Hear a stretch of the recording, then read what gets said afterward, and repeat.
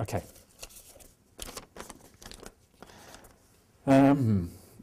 Okay, you said that people have no choice but to do what they are conditioned to do. There is no controller, no one in charge. What then are we to make of ideas like volition and intention? How do we understand effort to improve ourselves? Are we not already going to do whatever we are conditioned to do? In the West, the problem of free will. Right, okay. Well, the point is that yes, there is volition and intention, of course. You can feel that inside of yourself. There's a volition or intention to do this and that. But the point is that the volition is largely conditioned, right? Why do you will a certain thing? Why do you intend a certain thing? And if you look inside of yourself, you can see here that that intention comes from your conditioning of the past. When you choose certain food, why do people in Sri Lanka choose Sri Lankan food and people from the West choose Western food? It's not because there is much free will. It's because that's what you've been conditioned to do. Sri Lankan people like Sri Lankan food. Western is like Western food. It's natural. You have grown up with that. That's what your mother gave you as a child. So that's what you like. And life is like that. Life is we choose according to our past conditioning. So yes, there is intention, but intention is essentially conditioned. And yes, there is effort. Of course, there is effort, and effort matters. But the effort that you put in is also conditioned. Why have you come here to meditate? It's conditioned by your faith and confidence in Buddhism, right? That's why you're here. So that effort is conditioned by something before. If Buddhism says that you should try to be wise, then that effort in trying to be wise and reflecting in a skillful way is conditioned by you reading the suttas that this is the right way to practice. So there is effort, and effort is very important. The Buddha says if you put in effort in the right way, you will get results. If you make no effort, nothing will happen. But the effort is conditioned. So effort matters, but it comes from conditioning on the outside. So the idea of free will, this is an interesting problem. It is one of those points you can debate, is there free will or not? I would say personally, I can't really see how there can be any free will. There's just all these conditions happening all the time. We are conditioned this way and that way. There is no room, as far as I can see, for free will. Other people would argue that there is.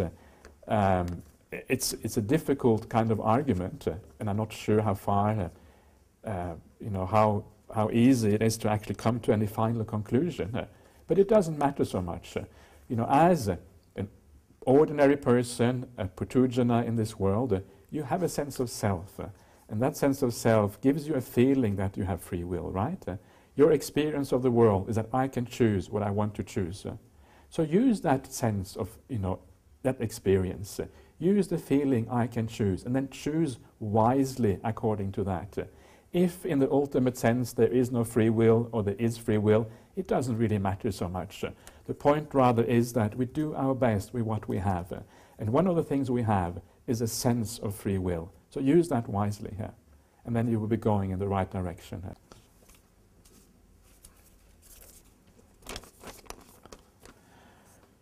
Okay, if we could make a robot whose behavior and speech were indistinguishable from a human, would it generate or have Kamma?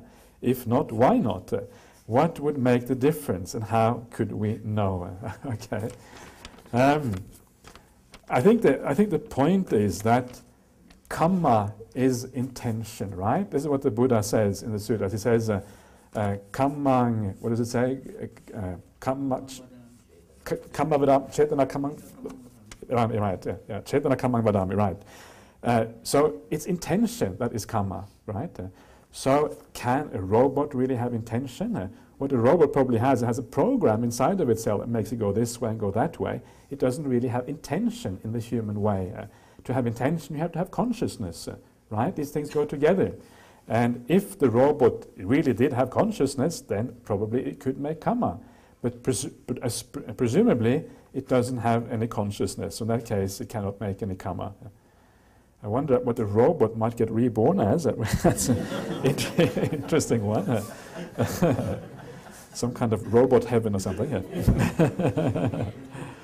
So, Yeah, so essentially I think the answer is no. There's no such possibility here.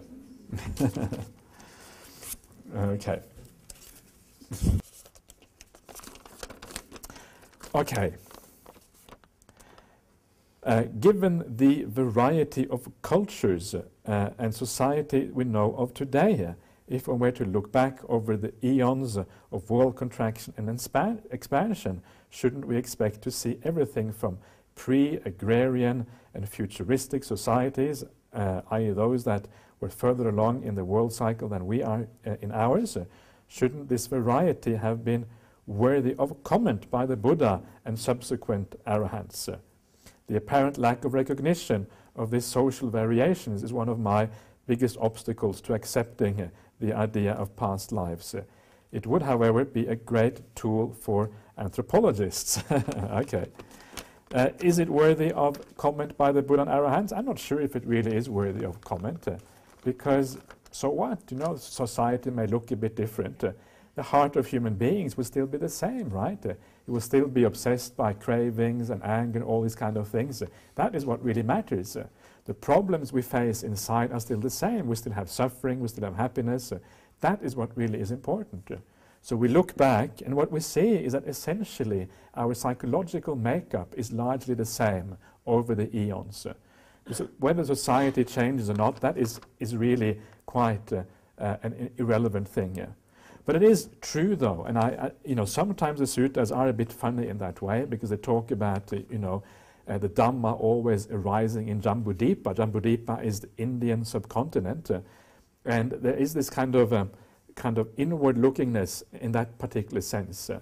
But when it comes to this, these important sutras on the recollection of past lives, etc., I don't think there it is necessary to talk about such issues. They are really, as far as I'm concerned, are secondary and not really concerned with the heart of the Dhamma, which is quite different. Okay.